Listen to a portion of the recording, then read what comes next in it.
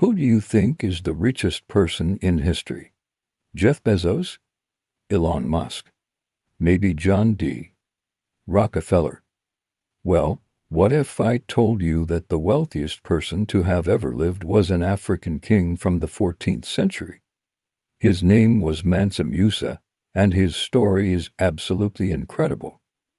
Get ready because we're about to dive into a tale of gold, faith, and a journey that literally changed the map.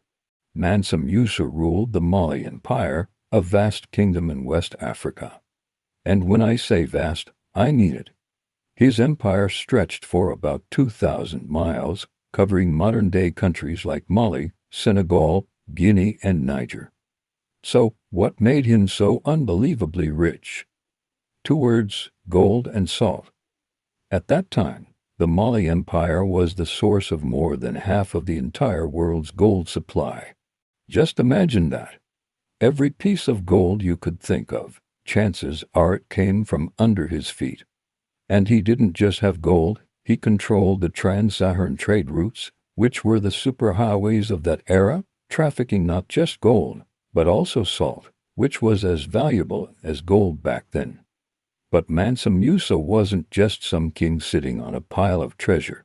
He was a devout Muslim, and his story truly explodes onto the world stage in 1324. That is the year he decided to undertake the Hajj, the sacred pilgrimage to Mecca. Now, this was no ordinary trip. This was the most extravagant, jaw-dropping road trip in human history. He didn't travel light. His caravan was a moving city. Picture this: 60,000 men, including 12,000 personal attendants, all dressed in the finest silk. He had soldiers, officials, entertainers, merchants, and an army of camel drivers. And the camels? It said he had 80 to 100 camels, each one loaded with up to 300 pounds of pure gold dust. We're talking about tons and tons of gold just for travel expenses. He was literally giving it away as he went. Every Friday, wherever he stopped, he would order a new mosque to be built. When he passed through cities like Cairo, he was so generous, handing out gold to the poor and showering officials with lavish gifts, that he completely destabilized their economy. He gave away so much gold that its value plummeted, and it took the region over a decade to recover from the resulting inflation. That's right. One man single-handedly caused a currency crisis across the Middle East just by being generous. Can you even imagine that kind of financial power? When he finally reached Mecca, his arrival was the talk of the town. His wealth, his generosity, and the sheer scale of his entourage left a permanent mark on the memory of everyone who saw him. But the journey wasn't just about showing off his riches. It was a massive undertaking that connected West Africa to the wider Islamic world in a way it had never been before. He came back from Mecca not just with spiritual fulfillment, but with a new vision for his empire. He brought back scholars, architects, and poets from across the Islamic world to transform his kingdom. This is where the second part of his incredible legacy begins. He wasn't just rich. He was a nation builder. He turned cities like Timbuktu and Gao into world-renowned centers of learning and culture. Timbuktu, in particular, became a legendary city, home to the famous University of Sankore. Scholars from all over Africa, the Middle East, and even Europe flocked there to study law, medicine, astronomy, and philosophy. The libraries of Timbuktu housed hundreds of thousands of manuscripts, becoming one of the greatest intellectual hubs on the planet. Mansa Musa funded the construction of magnificent mosques and public buildings, like the legendary Jingerber Mosque in Timbuktu, which still stands today, a testament to his vision. So, how rich was he really? It's almost impossible to put a number on it. Economists and historians have tried throwing around figures like $400 billion in today's money, but even that doesn't quite capture it.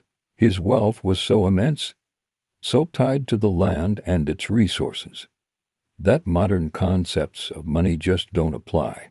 He controlled the source of the world's most valuable commodity.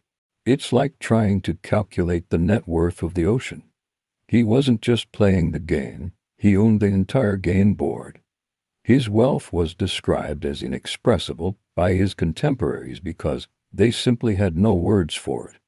What is so fascinating about Mansa Musa is that his story was largely forgotten by the wider world for centuries. But his impact was undeniable. His Hajj pilgrimage literally put him and his empire on the map. European cartographers started drawing the Mali Empire on their maps, often with a picture of Mansa Musa holding a giant gold nugget. He changed the world's perception of Africa, revealing it not as some dark, unknown continent, but as a land of immense wealth, power, and sophisticated culture. He ruled for about 25 years, and during his reign, the Mali Empire reached its peak in terms of size, wealth, and influence. He created a legacy that went far beyond gold.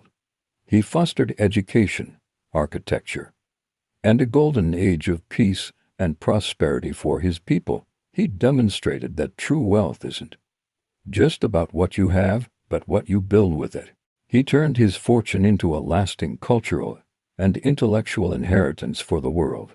So, next time someone talks about the richest people in the world, remember the story of Mansa Musa, the king whose generosity crashed economies, who put an empire on the map, and who turned a desert city into a beacon of knowledge. His story is a powerful reminder that history is full of incredible figures whose stories are just waiting to be rediscovered. Thanks for watching. If you found this story as amazing as I did, make sure to hit that like button, subscribe for more deep dives into history, and let me know in the comments who you think is the most fascinating historical figure. See you in the next one.